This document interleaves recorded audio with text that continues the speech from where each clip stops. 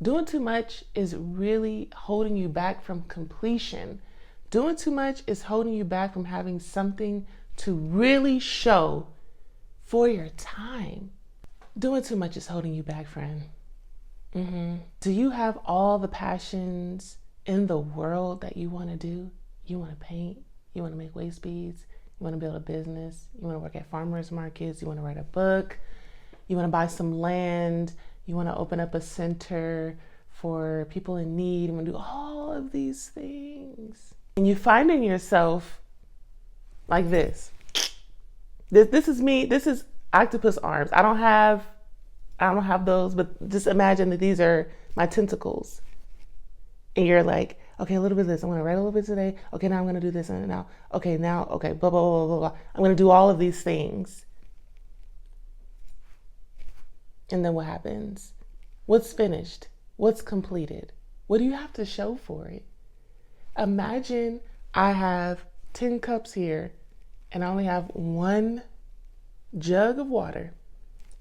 I could do that whole barista thing. You ever go to, well, anybody go to the bar? But if you go to the bar and, sometimes they do this cool thing with the shots, right? They're filling it up. But sometimes it takes them like a minute to fill up these tiny little vials, tiny little shot glasses, whatever. Wouldn't it be faster if they would just go, shh, 1, done, 3, 4, 5? It would be. And I don't say this from a point of, I'm better than you, I'm telling you what to do. I'm saying this from a point of, that's me. I have a lot going on and I had to learn, hey, you got to stop. Doing too much is really holding you back from completion.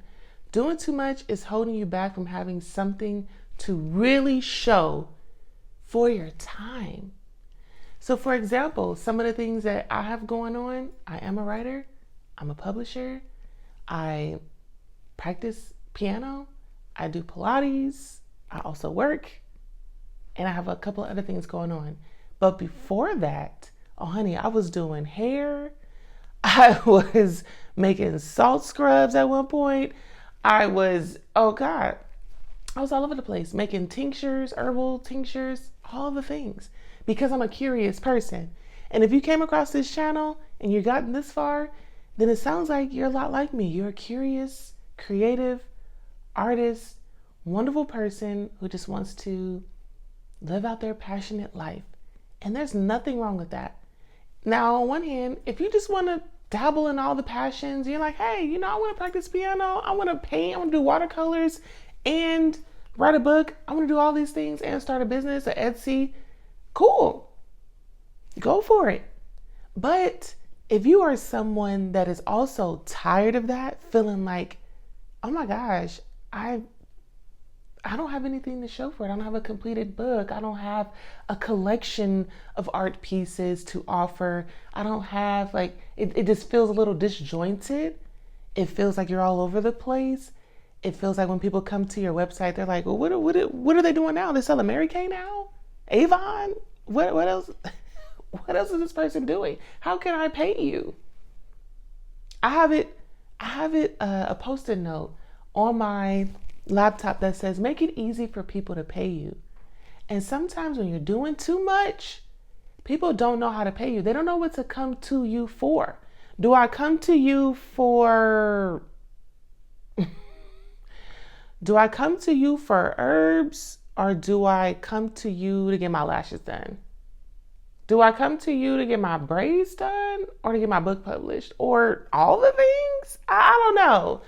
And not that you can't do those things, but I think that when you try to do them all at the same time, it confuses your audience, it confuses your consumer, and then now what? You're held back.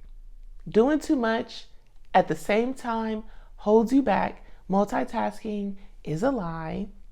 It is a construct. It is something that we've been sold. No ma'am, no sir, no friend. So my encouragement to you, and this is hard, honey, this is hard. I'll never forget, my grandmother was in the ICU many, many years back, and we were at the hospital, it was me and my aunt, and she had a good talking with me about needing to focus. She was like, you're doing too much. You need to focus. And I was so mad. Focus was a cuss word to me. Focus. Do one thing. How am I supposed to just do one thing when I have all of these passions? How am I supposed to do one thing when I want to, I'm so creative. I have all these passions. I have all these things I can do. What do you mean focus? She was right. And that was because I wanted to have something to show for my creative exploits. So my encouragement, it's not a mandate, it's not mandatory, but it is encouragement. It's like a mandatory encouragement. It's to nail down two things. If you can nail down two things and just focus on those for a little bit, they'll get to the point where they will live out a life of their own and they can kind of take care of themselves.